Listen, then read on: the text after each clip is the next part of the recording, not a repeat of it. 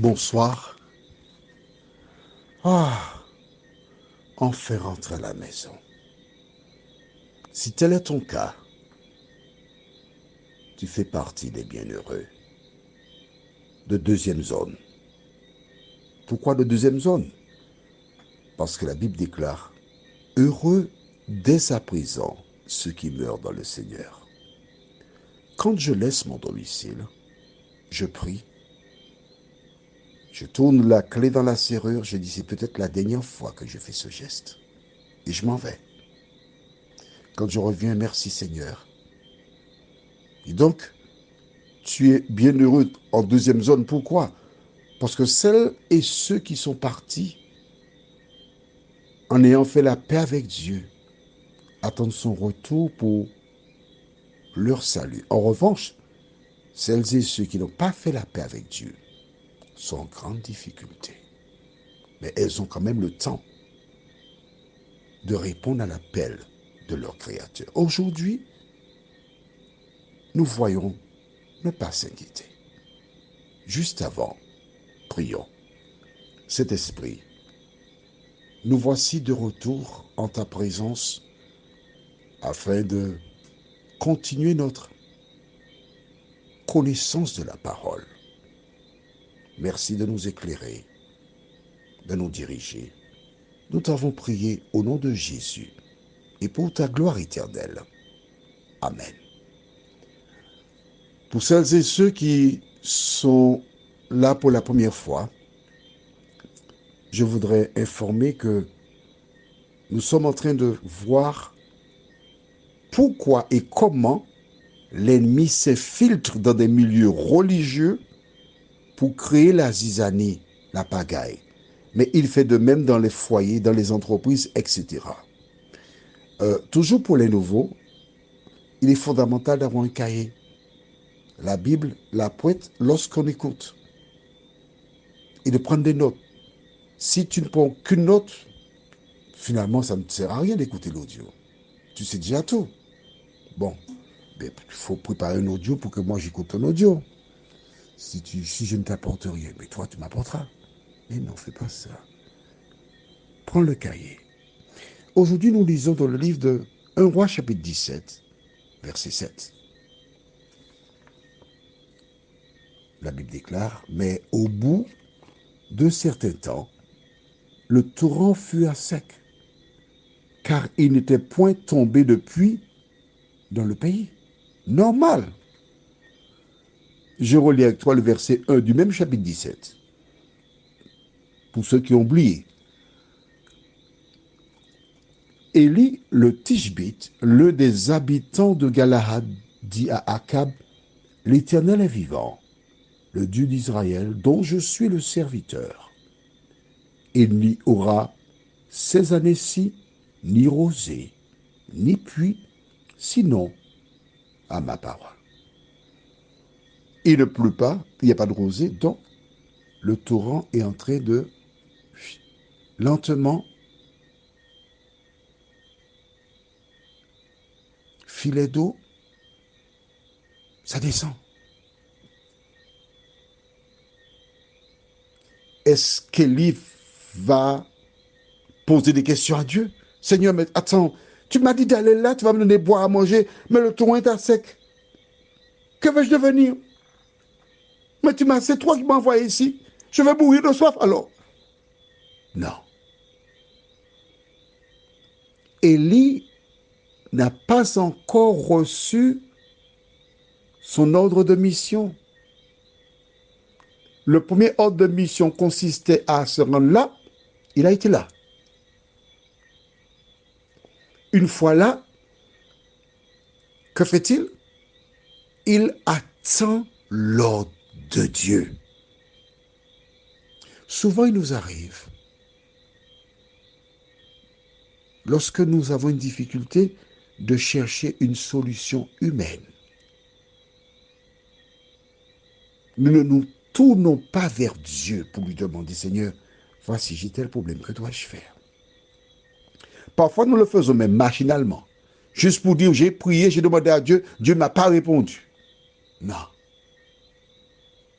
À travers ce texte de la Bible, Dieu te montre comment tu dois lui faire confiance et compter sur lui. Je profite pour saluer Marinelli, qui écoute les audios religieusement. Elle me conta un fait où sa fille devait aller au code. Le temps est un peu serré. Et elle me dit qu'à travers les audios, elle avait entendu cette phrase, n'aie pas peur. Elle dit à sa fille, on y va, ça ira.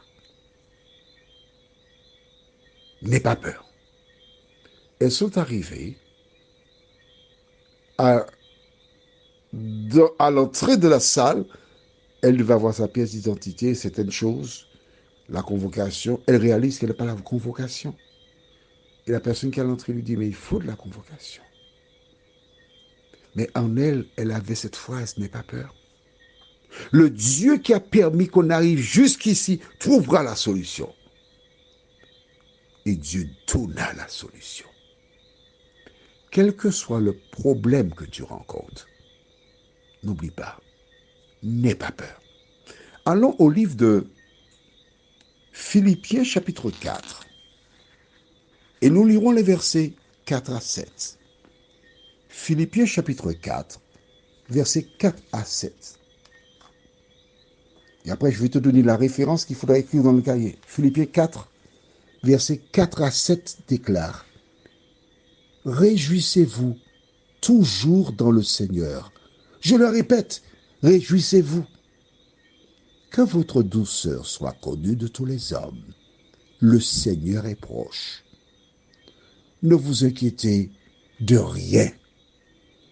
Mais en toute chose, faites connaître vos besoins à Dieu par des prières et des supplications, avec des actions de grâce. Et la paix de Dieu qui surpasse toute intelligence gardera vos cœurs et vos pensées en Jésus-Christ. Ne vous inquiétez de rien. Il y a des personnes qui sont toujours en train de s'inquiéter. Comment on va faire? Qu'est-ce qu'on va manger? Est-ce qu'il y a la sécurité? Est-ce qu'il y a ceci? Est-ce qu'il y a cela? Est-ce que tu vois ce qu'a fait Élie? Il était là tranquillement parce qu'il comptait sur l'Éternel. Dieu te dit, ne vous inquiétez de rien. Fais-moi confiance. Alors, écris dans le cahier. Ici, Matthieu chapitre 6, versets 31 à 34. Matthieu 6, 31 à 34. C'est bon? Allons-y. Ne vous inquiétez donc point. Et ne dites pas, que mangerons-nous? Que boirons-nous? De quoi serons-nous vêtus?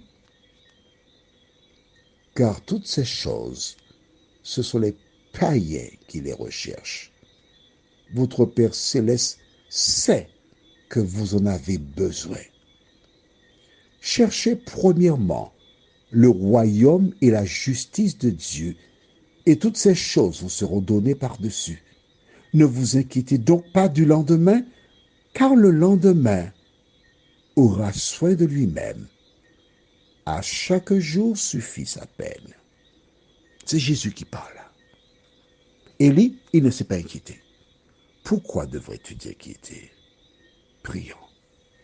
Seigneur, c'est vrai que nous avons pris naissance dans un foyer et qu'autour de nous, beaucoup de personnes s'inquiétaient. C'est vrai que nous avons grandi dans ce type de moule. Mais nous réalisons qu'en nous inquiétant, nous pouvons développer toute espèce de maladie, gastrite, ulcère d'estomac, problèmes cardiaques et autres. Seigneur, aide-nous à agir comme le nourrisson qui, à sa naissance, laisse sa maman le prendre dans ses bras, lui propose le sein. Et tandis qu'il prend le sein, Il regarde attentivement sa maman dans les yeux.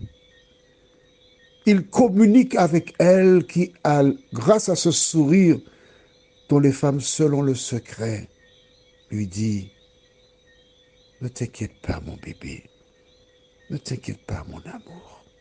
Seigneur, aide-nous à nous rappeler que nous sommes tes nourrissons dans tes bras et que tu t'occupes de chacun de nous. Merci de nous aider, Seigneur, à te choisir, à obéir à ta parole. Nous t'avons prié au nom de Jésus et pour ta gloire éternelle. Amen. Que l'Éternel continue de t'éclairer. Je te souhaite une bonne nuit et surtout n'oublie pas, ne t'inquiète plus, Jésus s'occupe de toi.